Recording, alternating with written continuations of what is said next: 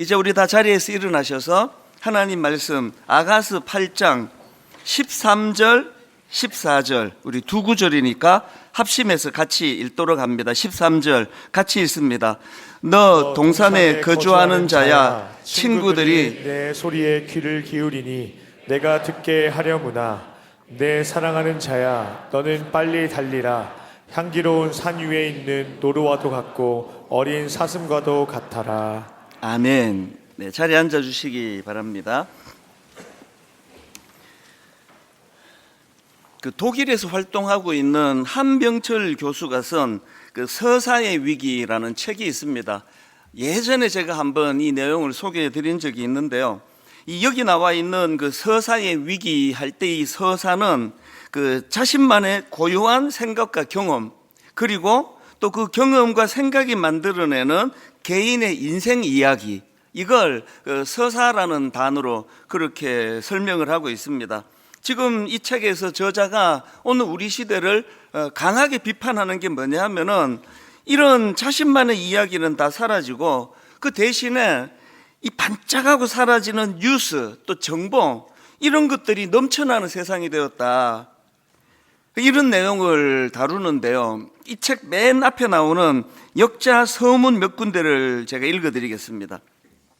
사람들은 마치 자신의 이야기를 전시하듯 소셜 네트워크 서비스에 찰나의 장면들을 끊임없이 공유하고 공감하고 버튼을 누른다. 그러나 그 안에는 진정한 의미가 없다. 그것은 곧 사라져버릴 정보에 불과하다. 무언가를 끝없이 공유하고 타인과 교류하면서도 고립감을 느끼는 이유가 여기에 있다. 그 다음 내용이 참 중요합니다. 스토리텔링은 스토리셀링이라는 자본주의의 달콤한 무기가 되어 마치 의미가 있는 것처럼 사람들을 유혹한다. 서사는 나만의 맥락과 이야기, 곧 삶 그 자체이다. 나의 저 먼 과거와 현재 그리고 미래를 연결하기에 방향성을 띌 수 있다. 곧 사라져버릴 정보에 휩쓸려 자신만의 이야기를 잃은 사회, 내 생각과 느낌과 감정을 말하지 못하고 입력한 정보를 앵무새처럼 내뱉는 사회의 끝은 서사 없는 텅 빈 삶이다. 그리고 그 책 소개글에도 이런 내용이 나옵니다. 아름다운 꽃을 봐도 꽃 자체가 주는 감동을 느끼며 내면으로 파고드는 것이 아니라 재빨리 스마트폰으로 사진을 찍어 인스타그램 스토리에 올리는 데 그치며 자신만의 서사를 만들지 못한다는 것이다. 너무 와닿지 않습니까? 어디 여행을 가도 무엇을 봐도 거기서 주는 깊은 의미와 그 아름다움 이런 것에 대한 감동을 전혀 느끼지 못하는 시대입니다. 최근에 제가 미국에서 계시는 아는 장로님 권사님 연세가 좀 드신 부부가 여행을 다녀오셨는데요. 여러 아름다운 미국의 그랜드 캐년 예를 들면 그런 곳을 가서 사진을 찍어 보내줬는데 상당히 보니까 저도 가본 곳이에요. 그런데 저는 관광 그랜드 캐년 가가지고 위에서 보고 달려가고 똑같네 가자. 밥 먹으러 가고. 이게 지금 여기서 비판하는 거예요.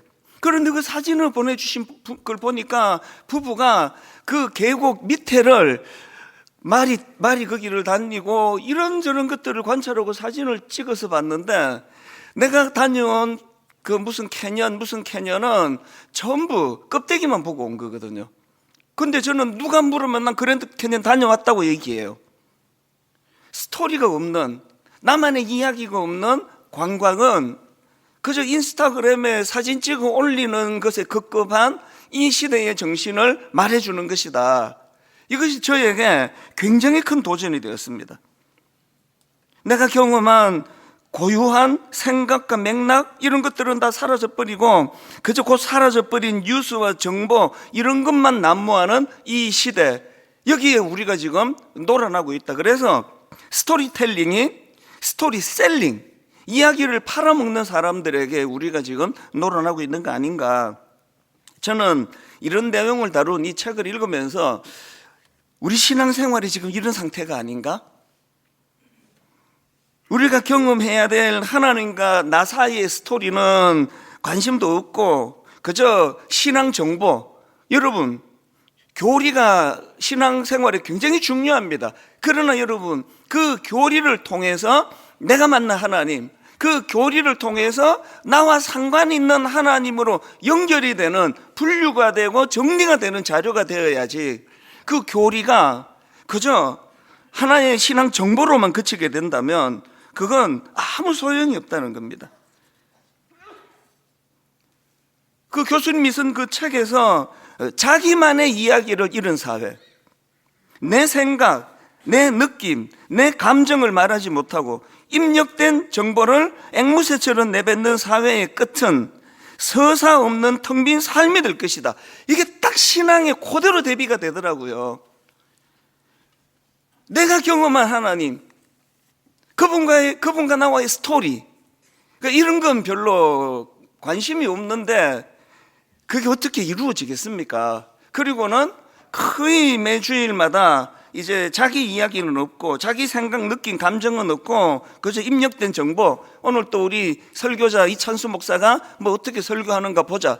이게 설교 오늘은 뭐 좀 감동적이네. 오늘은 좀 준비를 안 했네. 지루하네. 뭐 이런 생각으로만 끝나면 여러분은 점수판 가지고 점수 매기고 가셔요. 그냥 오늘 설교 뭐 100점 만점에 80점, 75점. 설교 심사하러 오신 게 아니잖아요. 그 남의 설교 심사만 계속 그렇게 해오시는 그 과정에는 여러분이 하나님과 여러분 사이에 만들어내는 스토리가 있을 수가 없는 거거든요. 목사가 돼서 좋은 게 뭔지 아십니까?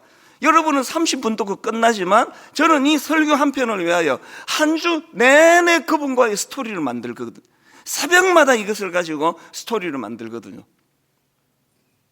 지금 우리 청년 세대가 교회에 흥미를 못 느끼고 교회를 떠나고 아무리 부모가 교회 가라 노래를 불러도 우리 청년들이 교회에 흥미를 못 느끼는 이유가 여기에 있는 거 아닙니까?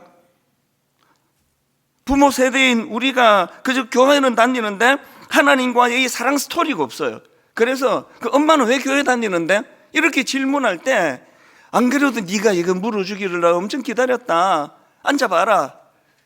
다시는 그런 질문을 못하게 막 하루 종일 해버리는 거예요. 그리고는 아빠는, 엄마는 너도 이런 스토리가 만들어지기를 원한다. 이게 없잖아요. 그 엄마는 왜 교회 다녀요? 스토리가 없잖아요. 매 예배 때마다 하나님께서 주시는 은혜에 대한 감격으로 이 예배가 오늘도 하나님과 나와의 하나의 스토리가 만들어지고 추억이 만들어지고 한 주 내내 그런 이야기를 저한테 많이 하시거든요. 목사님, 우리 집에 뭐 CCTV 달아놓으셨습니까? 한 주 내내 내가 고민하고 있던 걸 어떻게 하시고 설교로 그렇게 풀어내십니까? 그건 저하고 여러분의 문제가 아니고 하나님과 여러분의 문제예요. 여러분이 한 주 내내 그 고뇌를 하나님의 CCTV로 다 보고 계셨던 거죠. 그래서 제 입을 통해서 말씀을 전하게 하시는데 놀라운 것은요, 이게 동시다발이에요. 지금 이 시간에 LA에서도, 시카고에서도, 유럽에서도, 동남아시아에서도 저기 한국 사람이라고는 없어서 한인교회가 없는, 그래서 유학생 몇 명이서 이 설교를 틀어놓고 지금 예배를 드리는 그 수많은 우리 젊은 유학생들에게서도 끊임없이 제게 전달되는 게 이 스토리예요. 아니, 그 듣지도 보지도 못한 나라, 한국 사람이 몇 명도 안 되는 그 나라의 어떤 성도의 사정을 제가 어떻게 알고 설교를 하겠냐고요.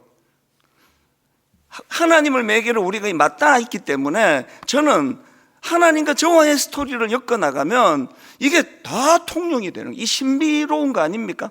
다 통용이 되는 거예요. 아가스라고 하는 이게 술람미 여인과 솔로몬의 사랑 이야기를, 이게 한편으로는 타락 이전의 부부간의 사랑의 모습이다. 그리고 이게 하나님과 우리 예수 믿는 우리 인간들 간의 내용을 묶은 스토리다. 이게 이렇게 다양하게 적용이 되고 접목이 될 수 있는 건 그거 신비 아닙니까? 오늘은 이제 이 아가스 마지막 설교거든요. 이 아가스를 통해서 솔로몬과 술람미 여인의 지극한 사랑을 우리가 살펴보지 않았습니까? 그런데 제가 주목하는 것은요, 이 사랑 이야기의 맨 마지막 구절을 장식하는 오늘 본문입니다. 아가서 8장 14절입니다. 내 사랑하는 자야, 너는 빨리 달리라. 향기로운 산 위에 있는 노루와도 같고 어린 사슴과도 같아라. 세 번역입니다. 세 번역으로는 이게 남자가 한 말인지 여자가 한 말인지 합창으로 한 말인지 다 구분을 지어주고 있는데, 이게 술람미 여인이 한 말이네요. 세 번역으로 보십시오.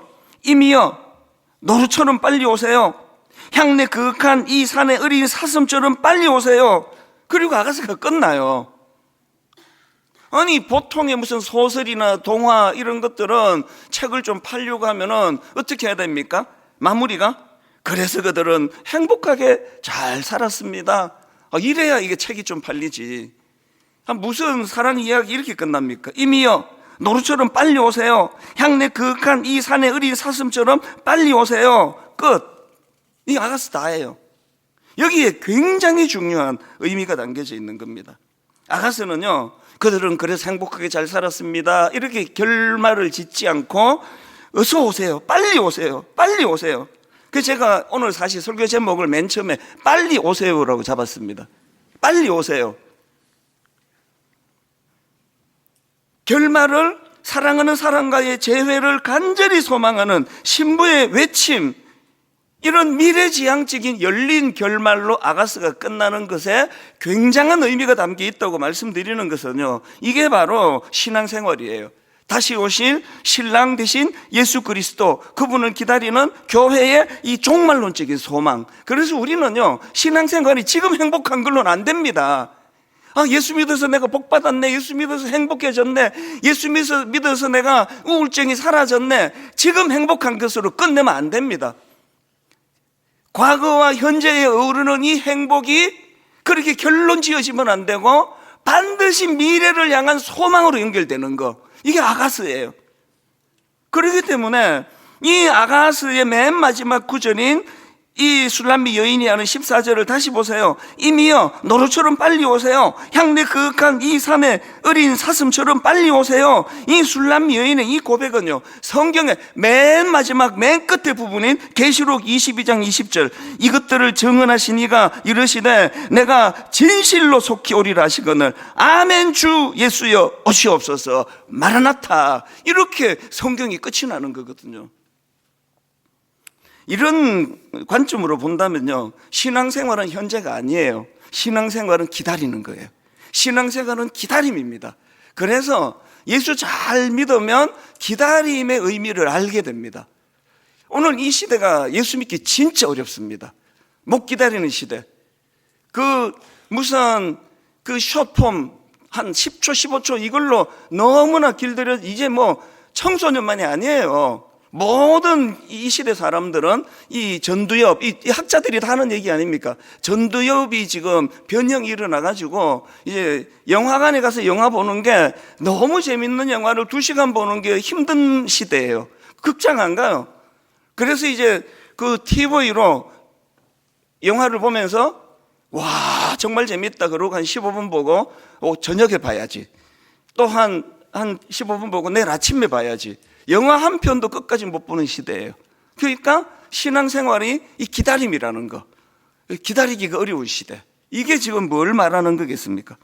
그래서 여러분, 내 신앙이 얼마나 성숙해졌나, 이거를 점검하는 중요한 잣대, 이 기다림의 문제가 내게 소화되고 있나, 정리되고 있나, 이거거든요. 저는요, 저보고 만약에 사실 뭐 스마트폰, 또 인터넷, 뭐 인공지능, 뭐 현란한 이 시대를 하나님께서 저에게 보여주시고, 그리고 70년대 아무것도 없던 시대, 종이신문밖에는 정보를 얻을 수 없던 시대, 너 둘 중에 하나 골라라. 0.1초 만에 전 답합니다. 저는 옛날이 좋습니다. 그 기다림의 미학, 잊혀지지 않는 추억. 그때 그 종로 서적 앞에서 저녁 7시에 그 여성을, 그 성도는 아니고 그 친구를 만나기로 했는데, 지방에서 올라와가지고 지금 종로 서적 무릎 찾아가가지고 서적 앞에 서 있는데 추워 죽겠는데 안 와요. 7시 반이 돼도 안 오고 8시가 돼도 안 오고 안 와요. 알아볼 수가 없어요. 뭐 전화가 있습니까? 아무 수단이 없어요. 끝까지 기다렸다가 한 8시 반 넘었을 거예요, 아마. 끝까지 기다렸다가 그 기다리는 기쁨을 누렸던 그 오래전, 거의 이상하게 생각은 하지 마세요. 그 순간을 지금도 전 잊지를 못하거든요. 그때 끝까지 기다리기를 잘했다. 내가 그때 포기하지 않기를 잘했다. 지금은 이런 즐거움을 누릴 수가 없습니다. 왜 안 와? 빨리 와. 뭐 이런 걸로 다 해결이 돼버리잖아요. 여러분, 우리가요 70년대 그 종로수석 앞에 기다리고 있을 때 어떤 사람은 한 10분 기다려보고 그냥 가는 경우도 있고요, 어떤 사람은 2시간을 떨면서도 끝까지 기다리는 사람이 있는데, 거기에 두 가지 차이가 있잖아요. 하나는 뭐죠? 그 기다리는 그 사람에 대한 신뢰. 이 사람은 약속하면 반드시 온다. 그리고 또 하나가 뭐죠? 너무나 중요한 미팅. 이거는 놓치면 절대 안 되는 거. 그 두 가지가 이루어지면 아무리 늦어져도 기다리게 되는 거 아닙니까? 그렇기 때문에 우리들의 이 신앙생활을 이런 맥락으로 돌아보셔야 됩니다. 우리가 주님에 대하여 이분은 약속하시면 반드시 오신다.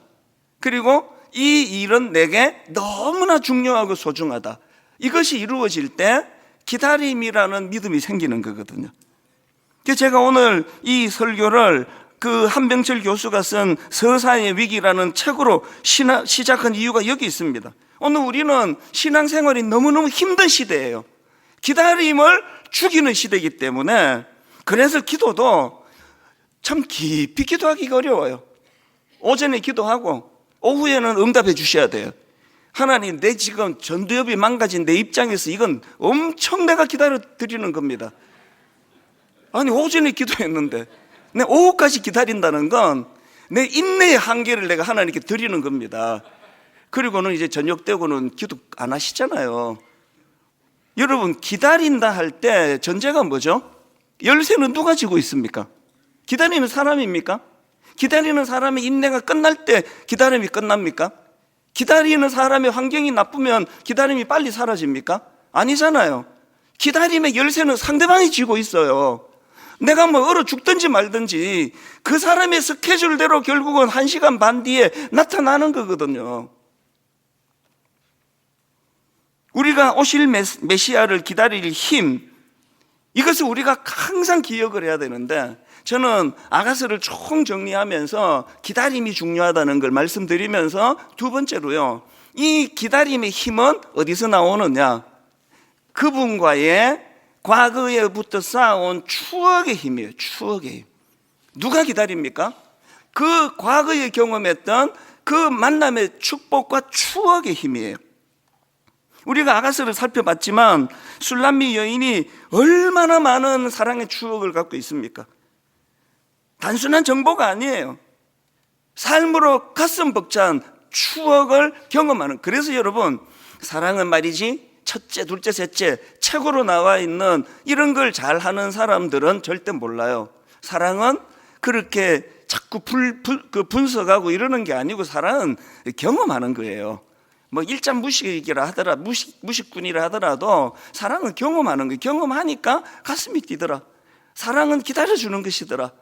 이게 전부 이론만 갖고 혹시 이야기하고 있는 건 아닙니까? 성경 읽는 건 너무 중요한데요, 이게 자꾸 이론만 쌓는 거면 그래도 읽으세요. 그래도 읽어야 되지만 그것만으로는 곤란합니다. 성경은 이론을 쌓는 게 아니거든요. 지금 아가서를 통해서 술람미 여인이 경험하고 있는 그 아름다운 추억, 여러분 몇 구절만 인용해 드리자면, 자, 아가서 2장 10절, 나의 사랑하는 자가 내게 말하여 이르기를, 나의 사랑 내 어여쁜 자야, 일어나서 함께 가자.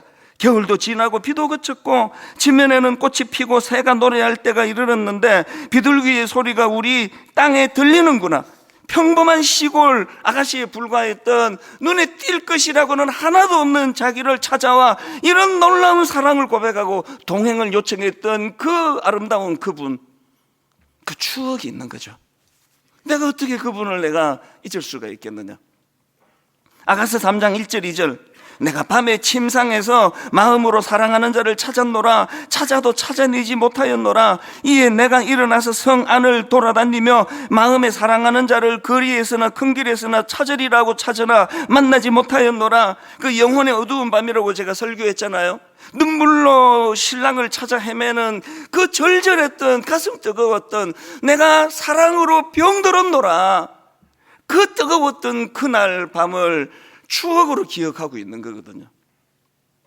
아가서 4장 7절 나의 사랑 너는 어여쁘고 아무 흠이 없구나.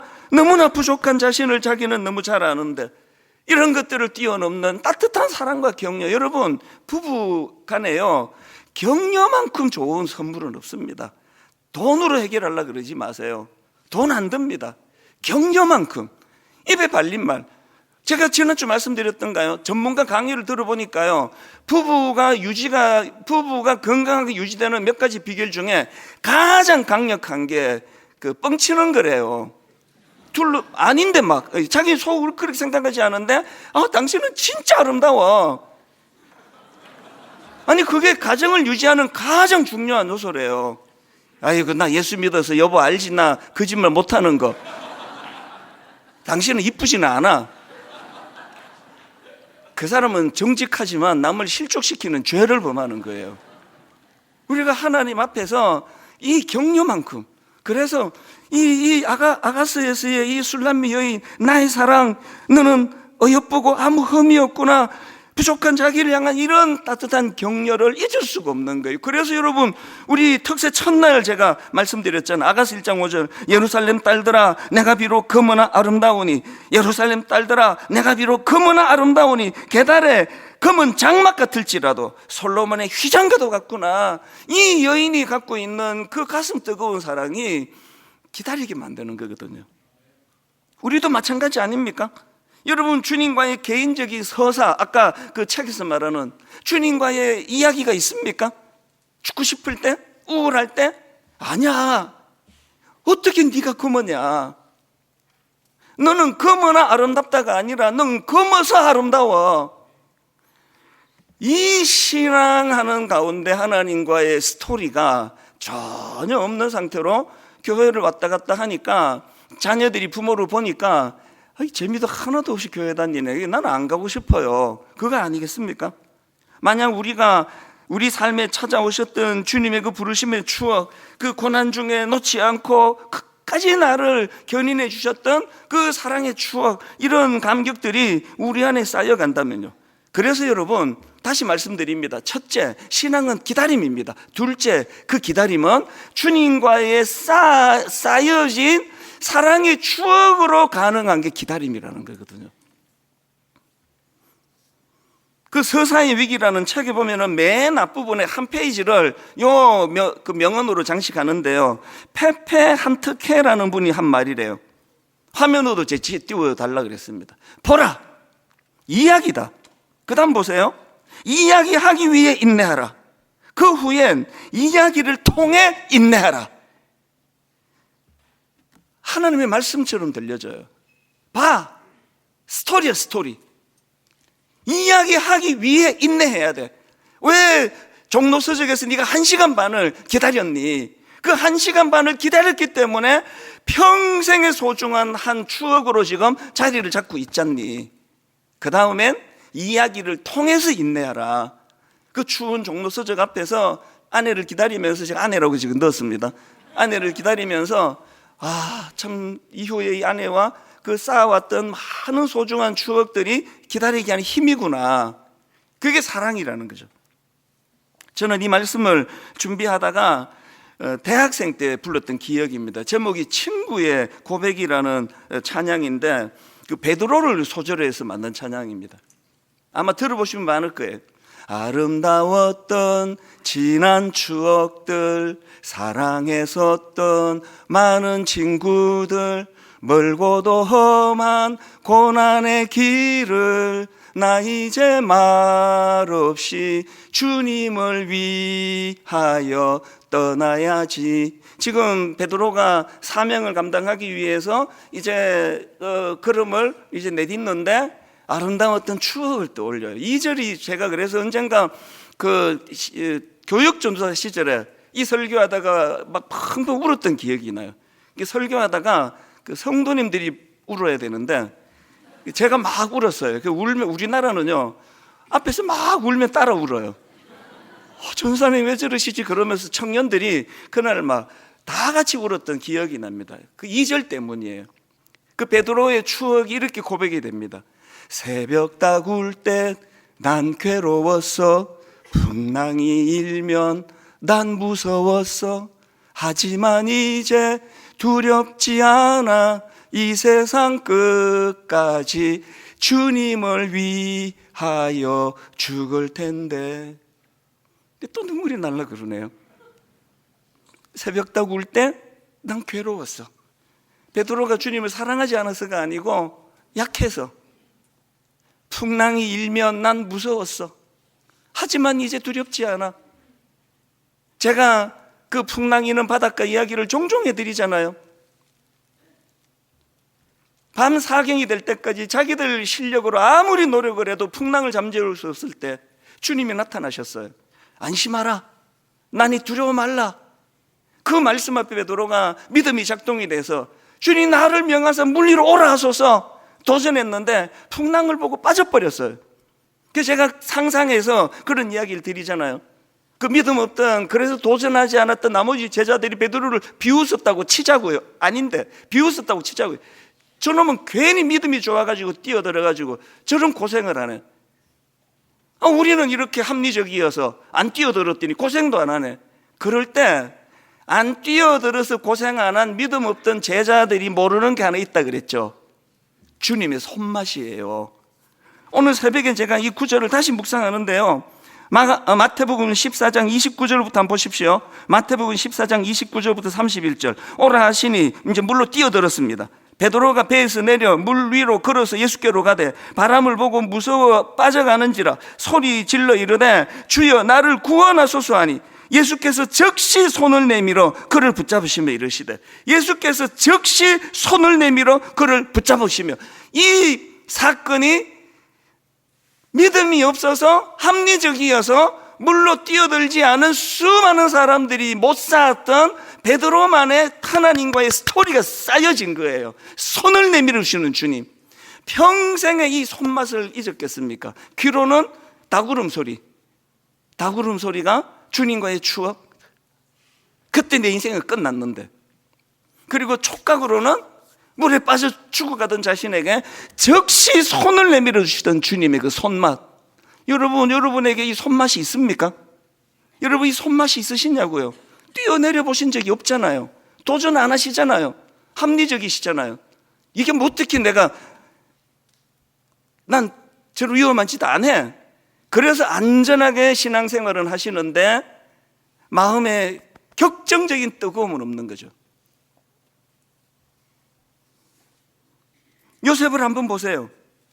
그의 삶은 이쪽 측면으로 보면 끔찍한, 그야말로 정말 끔찍해요.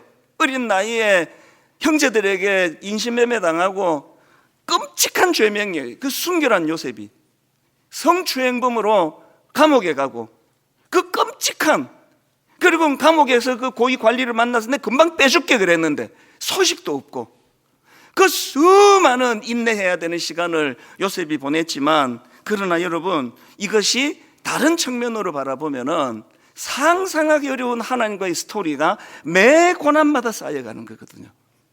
그렇기 때문에 요셉이 나중에 총리가 되었을 때 이런 고백을 하잖아요. 창세기 50장 20절. 당신들은 나를 해하려 하였으나 하나님은 그것을 선으로 바꾸사. 창세기 45장 8절. 그런즉 나를 이리로 보내이는 당신들이 아니요 하나님이시라. 여러분 그 가정예배 드리면서 애들 보고 너 어려울 때 이렇게 고백해야 돼, 요셉처럼. 알겠지, 그지? 하나님이 하신 거라고.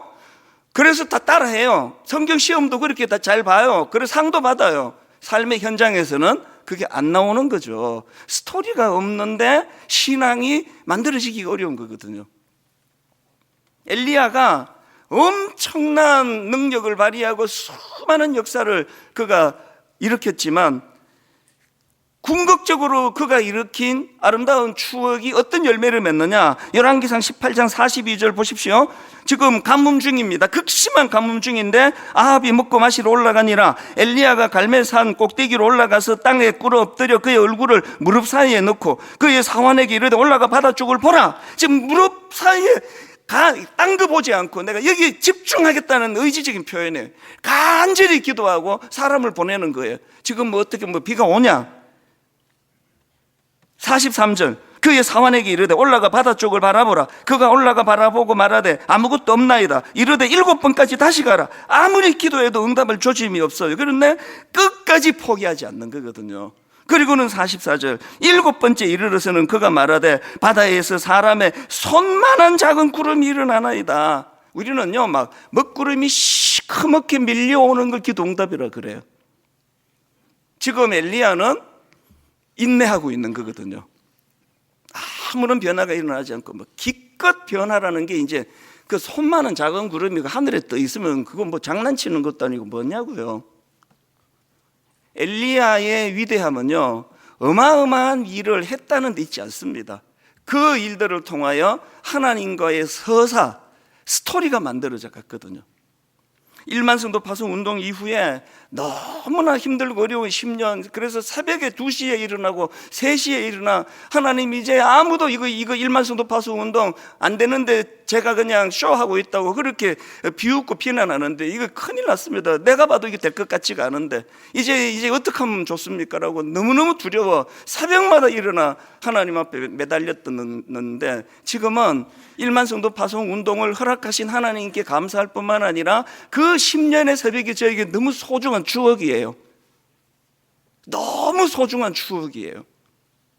내 인생의 그 10여 년의 하나님과의 추억이 1만 성도 파송 운동의 가장 큰 수혜자는 저라고 그렇게 고백을 할 수밖에 없고 그렇게 기도 하나님께 드리면서 마음을 모았기 때문에 지금 29교회 모든 교회들이 다 부흥하고 있습니다. 기적이 일어나고 있습니다. 좋은 목사님들, 좋은 성도님들이 마음을 모은 결과도 있지만 숫자가 중요하지 않지만 3년 만에 제일 많이 모이는 교회는 2,000명이 넘는 교회가 지금 출석을 하고 한 교회가 아니 추억으로 시작한 거기 때문에 그렇습니다. 믿음은 기다리는 거예요. 그리고 그 기다림은 주님과의 추억이 쌓여가는 것으로 가능해지는 겁니다. 결론을 제가 한 말씀만 더 드리고 맺기를 원하는데요.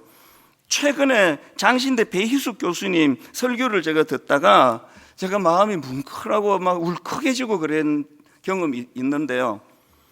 그날 본문이 마태복음 20장에 나오는 품꾼 비유였습니다. 여러분 잘 아시죠? 자, 마태복음 20장 1절부터 3절.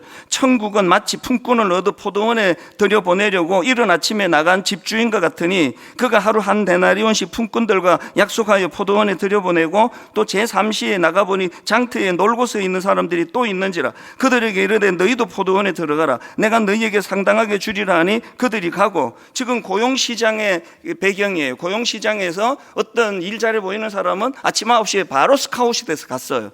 그리고 또 좀 있다가 이제 정오 12시에 또 이제 스카웃 돼서 갔어요. 그리고 3차 오후 3시 또 거기서 또 이제 쓸만한 사람을 마무리로 있다 뽑아서 갔어요. 그리고 마지막 말이 안 됩니다.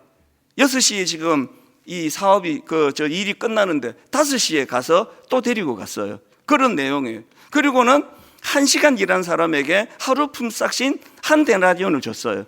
그리고 아침 9시부터 땡볕에 일한 사람도 한 데나리온을 줬어요. 이걸 가지고 이제 풀어나가는데요. 제가 어느 대목에서 마음이 훅 이렇게 무너졌냐 하면은 지금 상당히 독특한 모습들이 지금 있거든요.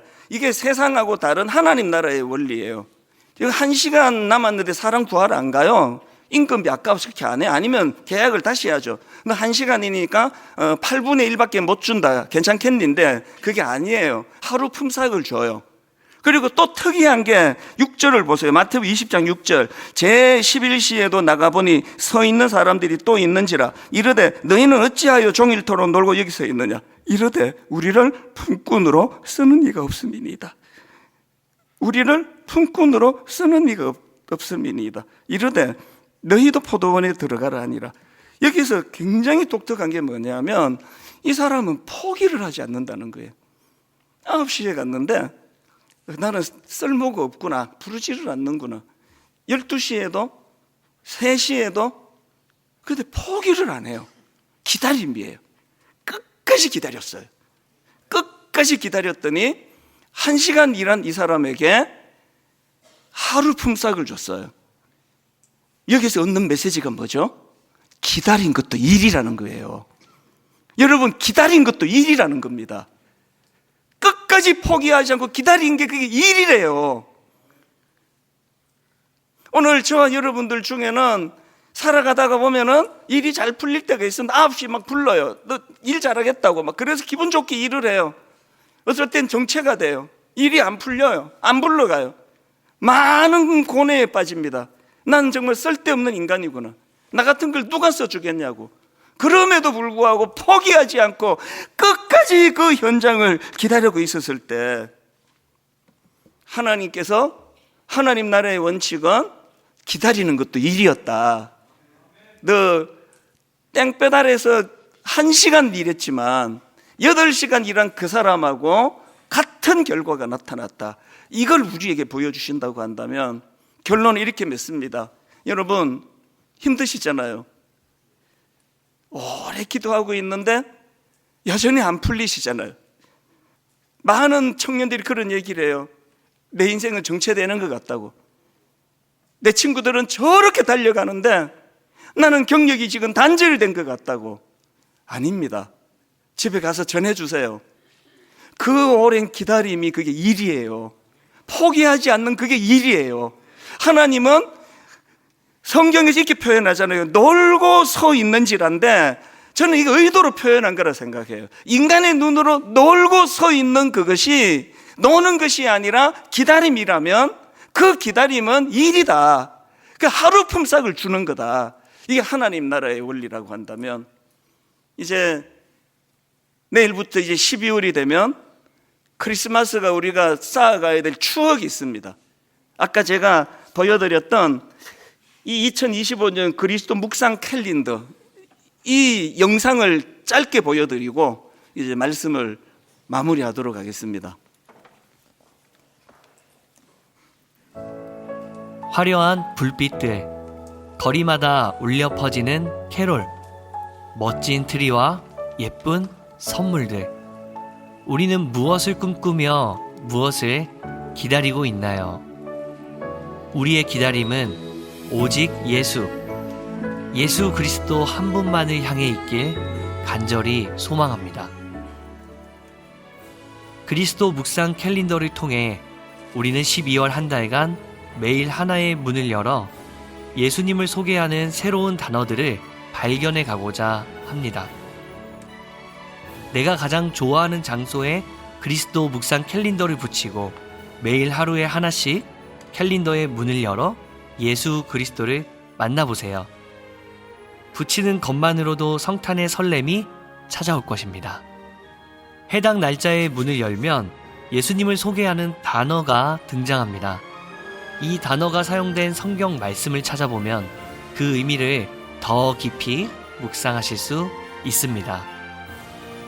교회 홈페이지 또는 캘린더 QR코드를 통해서 오늘의 묵상들과 찬양 추천 등 다양하고 풍성하게 예수 그리스도를 만나보실 수 있습니다. 우리의 12월 세상의 빛으로 오신 예수 그리스도께 우리의 시선이 고정되고 그분과 친밀한 교제를 나누는 복된 기다림의 시간이 되기를 간절히 축복합니다. 예수님 사랑해요. 오늘 이걸 받아가시고요.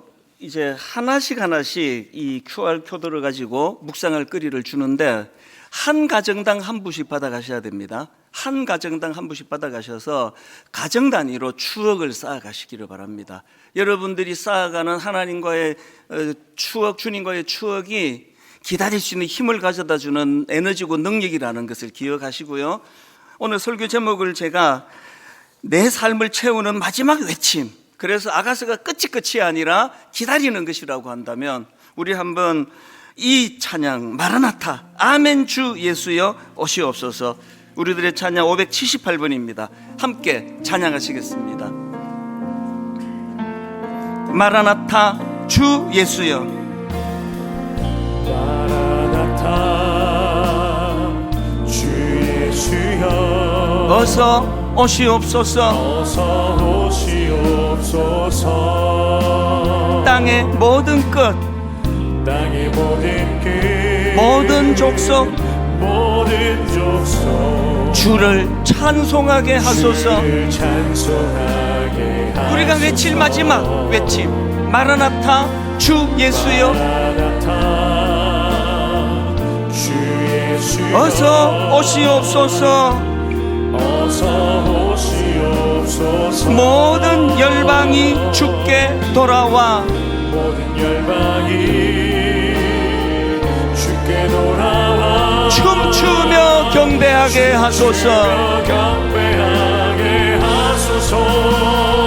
우리 주님 다시 오실 길을 만들자. 다시 오실 길을 만들자. 십자가를 들고 땅 끝까지 우린 가리라. 우린 가리라. 우리 주님 하늘 영광 온 땅 덮을 때 우린 땅 끝에서 주를 맞으리. 믿음으로 선포합니다. 우리의 마지막 외침 마라나타 마라나타. 아멘 주 예수여 오시옵소서. 마라나타 마라나타. 아멘 주 예수여 오시옵소서. 우리 주님 다시 오실 길을 만들자. 우리 주님 다시 오실 길을 만들자. 십자가를 들고 땅 끝까지 우린 가리라. 우리 주님 하늘 영광 온 땅 덮을 때 선포합니다. 우린 땅 끝에서 주를 맞으리. 마라나타 마라나타. 아멘 주 예수여 오시옵소서. 마라나타 마라나타.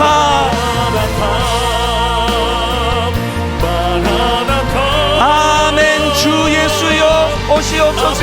우리가 자리에서 일어나셔서 믿음으로 선포합니다. 우리 주님 다시 오실 길을 만들자. 우리 주님 다시 오실 길을 만들자. 십자가를 들고 땅 끝까지 우린 가리라. 우리 주님 하늘 영광 온 땅 덮을 때 우린 땅 끝에서 주를 맞으리. 소망하며 기다리며 선포합니다. 마라나타 마라나타. 아멘 주 예수여 오시옵소서. 마라나타 마라나타.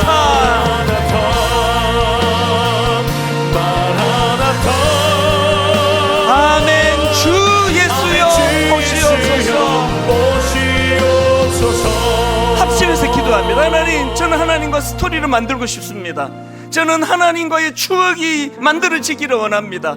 그리고 믿음은 기다림이라고 한다면 이 하나님과의 추억이 쌓여가는 것이 힘이 된다고 말씀하셨다면 이 믿음으로 기다릴 줄 아는 믿음 되게 하여 주시옵소서. 우리 한 목소리로 합심해서 통성으로 같이 기도하시겠습니다. 하나님 아버지, 오늘 예배 가운데 임자해 주시고 오늘 예배 가운데 임자하신 하나님, 우리 예배 가운데 우리와의 아름다운 추억이 또 하나 만들어지는 예배가 되게 하여 주시옵소서. 마라나타 아멘 주 예수여 오시옵소서. 하나님, 아가스가 그렇게 잘 살게 되었다 끝나지 아니하고 아버지 다시 한번 오시옵소서. 빨리 오세요. 어서 오세요.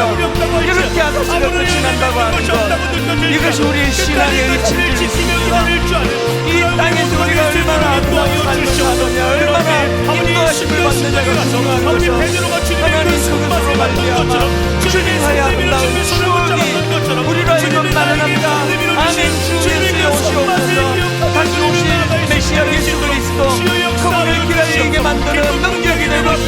제물입니다. 아버지 거친 하나님 분량이 날마다 은혜의 쏟지 않고 자리로 끝까지 나아갈 포기하지 수 않고 있도록 달려나갈 수 있는 줄 아버지 선하게 믿습니다. 인도하여 주시옵소서. 하나님 아버지, 오래 기다리며 신음하며 주님 앞에 기도하는 제목들이 참 많습니다. 하나님께서는 그 오래 기다렸던 그 시간이 무의미한 것이 아니라 그것도 일이다.